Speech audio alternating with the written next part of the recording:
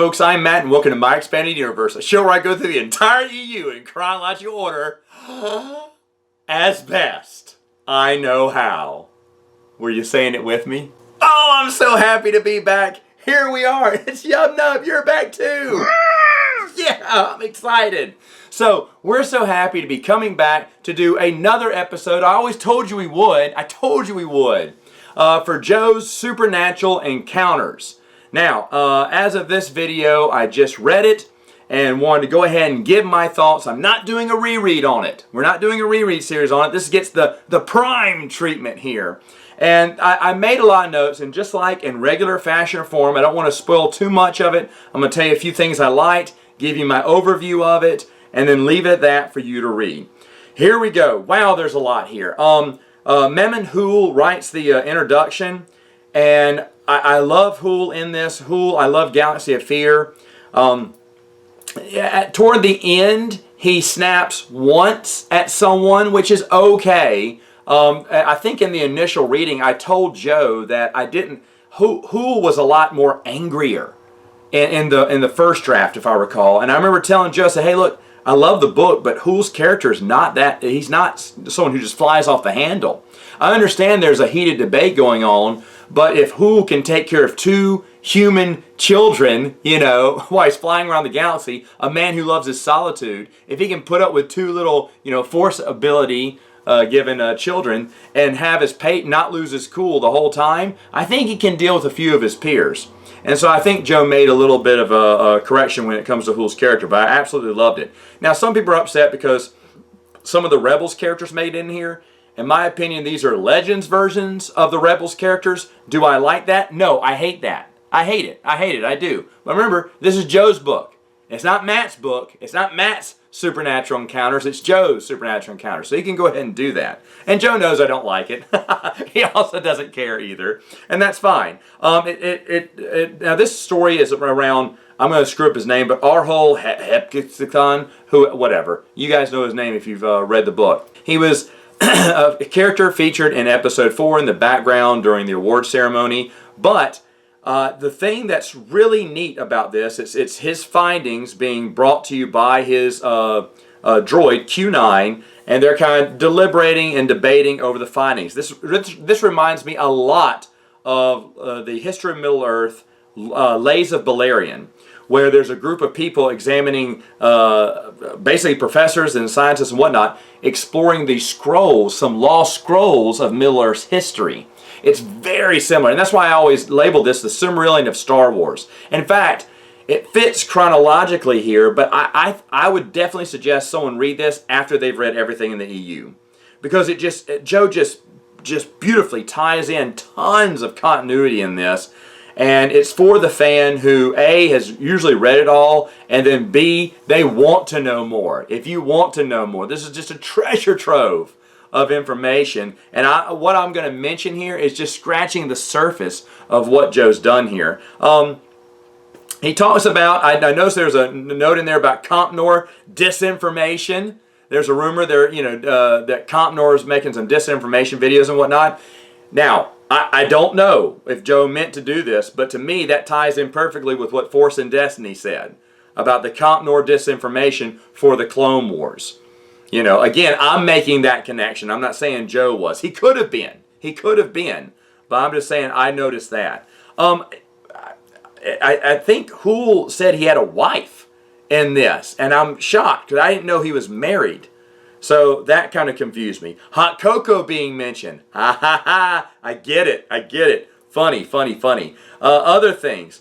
They discuss space and the possibilities of traveling there, space and time and whatever. And it's very interesting, especially if you know the galaxy. They go all across the map. They go to all these different sectors. They talk about other space a lot. The multi-universes that do exist. We know Waru is from another dimension. We know the Charon from the other space are from one. We know that in the Marvel comic books. And they even mention this, that Lando visited an alternate reality. So there are alternate realities here, and that's fine. I mean, I can't argue. I don't like that, but I can't argue the point that they do exist.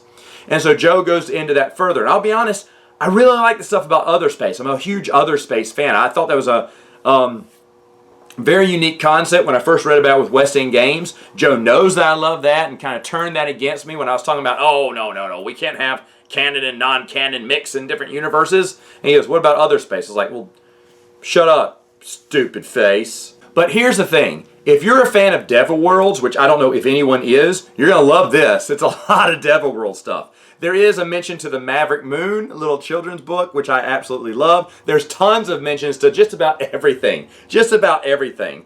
I tipped off the ones I like. If you want to see Origins of Celestials, this is where you go. Hear more about Zim the Despot, the ancient Sith race, the history of the Sith. That is some great stuff there that people will love. Willow, Captain EO, Howard the Duck, THS 1138. He basically combined anything that George ever made, Lucasfilm ever made, into one big universe. I get the idea of that. Again, I don't really agree with it, but we do know that ETs are in there, right? We already knew that. Joe didn't have to make that connection, but you know, obviously ET is connected. And it's okay to have some connections. We know Earth exists. Earth exists in this universe, so you know some of the old manuscripts or there's one or two short stories I think that talk about Earth, if I recall. I can't remember, maybe just one. But either way, that you know Howard the Duck's on Earth. Captain EO mentioned was funny because I'd forgotten that was something Lucas was involved with. THS 1138, you knew how that was coming. You massage. It's just a planet with these different rules on it. Same thing with Willow. Willow's just a planet. They believe in magic, but it's really the Force. I get it. I get all this stuff can fit in there. It doesn't bother me. There's a lot of stuff from the video games. Old Republic fans are really going to love this. I was lost for a few of those parts. When I started looking up, I was like, oh, that's from the game. Okay, I don't know. I don't know what's going on there. Dawn of the Jedi, they go into a lot. And like I said, I was lost a few times when it went into the other things outside of the expanded universe, out of the core. You know, when it went to things like not Willow, but other things that went off on. Because I felt like there's a few other connections of things not related to Star Wars. Like when I looked things up, I was constantly looking things up like every other page here, and sometimes I'd be on something for Warhammer 40K or references from that, and I don't know if that was intentional or not, but it kind of lost me. So why are we talking about this type? You know, because there's nothing in Star Wars called that, but there is a lot of that in this other thing, which is fine. I mean, again, this is Joe's book. It's not really a complaint. It's just that I got lost during that. I love the artwork in this. The artwork is gorgeous. It's beautiful. Beautiful. You will spend, usually artwork I look at and go, that's nice, and flip on. This one I kept looking at and going, wow. You just have to pause for a minute. I mean, that's the purpose of it. It's supposed to be awe-inspiring, and it truly is. It's truly good artwork. I do love that they said dark greetings, in that. That was great. We got a few dark greetings, Lord Vader. You know how I love the phrase dark greetings. We get the history of the Vong. Wonderful. I believe he took some stuff that Daniel Wallace put together for I believe it was the Essential Guide to Droids, and tied that into one continuity, bringing up who the Vong were and how they got, kind of pushed out of the galaxy into the nether worlds or nether universe. And I think that was just so interesting. Definitely worth it. There's a history of, like I said, the Sith, the Old Republic, Tales from the Jedi, everything there. If you want to know more about Naga Sadow or really a lot of stuff from Tales of the Jedi is in there. And then they do one about the Ewoks cartoons. There's great stuff. I mean, for me, it just got better and better. I know, I'm getting to that. So when we get to the Ewoks cartoons, Joe explains how Morag got there and, kind of how everything came to be. Now, the whole time, Joe is definitely sewing in continuity from the Ewoks cartoon. He does sew continuity into the Marvel comic books because Cody Sunchild there's a story about him at the end. But he does sew in some more of the Marvel comic books, but a lot of dedication to the old Ewoks cartoons and some of the Droids cartoons too, I should mention. And bravo! No one has ever attempted that, and of course I love that.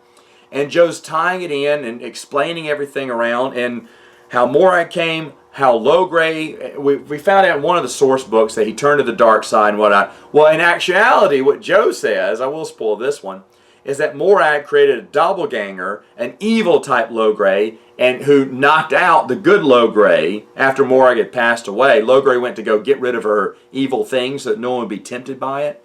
and he found this, I guess, golem. I don't really know, that's not the phrase for it, the clone or golem of him, who knocked him out and took over for the tribe, you know, shaman. And he had changed. All the Ewoks knew he had changed from when they were little. Why does he want to eat humans? And then Joe goes into an explanation for what was going on during Return of the Jedi, what happened after that, how they freed Logray, how Logray had a great, you know, he passed away, had a happy life. It's a really good story. It's a really good story. And of course, anything with Ewoks I'm all for, but I was really tied into that. Really thought it was great.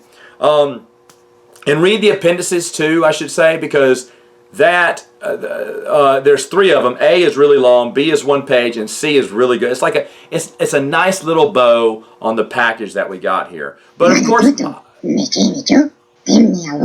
okay, all right, yeah. Our favorite part. He gets so excited when I talk about this. There's an Ewok who we think is just awesome, named Tamil Squint.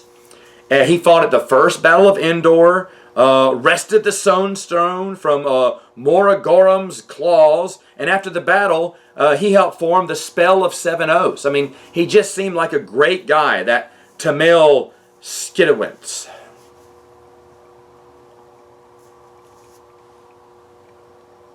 So overall, what do I think about the book? Well, I think it's awesome. I think it's excellent. I think it's something to reward the EU fan who has it all. You know, who's read it all, who ponders over all this, especially if you want to know about the early beginnings of the universe. All this stuff is done really well, and there's no wonder fans are still, you know, celebrating over this, because there's a lot there to take in. I would not let someone read this if they were not big into the EU, I'll tell you that. But for big EU fans, that was the target audience, and boy does it deliver. So many connections, just brilliant. And I know people stand in awe of Joe's work, but let me tell you something. There's a reason this book took years to come out, folks. Do you know how hard it is to study everything, to touch a bunch of notes, to make sure you're not stepping on any continuity, to kind of tie in all the little wonky stuff together like Joe did, and fit it together perfectly where it met. It wasn't just slop together. You know, he didn't just throw it against the wall and hope it stuck. Really sewed it in really flawlessly, like A.C. Crispin did with her young Han Solo trilogy. But man, I'm shocked that he got it out in the years that he did, because I mean, this is just it's a behemoth of a book, and it's just perfect. It's just so much fun. Now, it won't be for everyone. It will not be for everyone. Like I said, it's the Silmarillion. You have to be a big fan of Lord of the Rings to love the Silmarillion. You have to be a big fan of the EU to love this book. And I am, and a bunch of people are. I'm not saying if you hate the book, you're not an EU fan. That's not what I'm saying. I'm just saying that it's really rewarding for all fans of the expanded universe, and that's why I loved it. I absolutely loved it. So the next question we should answer is it canon? Well, folks, that's really up to you. Just like every unpublished novel, you got to make that call. If you're someone who accepts Heart of the Jedi by Kenneth C. Flint canon because it doesn't disrupt anything else in continuity, then I think you should include this as well. I will. It doesn't cause any conflicts in the continuity, so for me it seems fine. But again, it's up to you. People are going to love it, people are going to hate it, but I'm just telling you, I'm on the side that loves it. I think it's a great book. It was a great read. It's a lot of fun. Don't be intimidated by the length of this book. Take your time on it. It's so big. Whether you get it for free, you can get this for free on Joe's site, StarWarsTimeline.net. Overall, excellent, excellent. So, that's it for now, folks. But we'll see you next time with another video, possibly.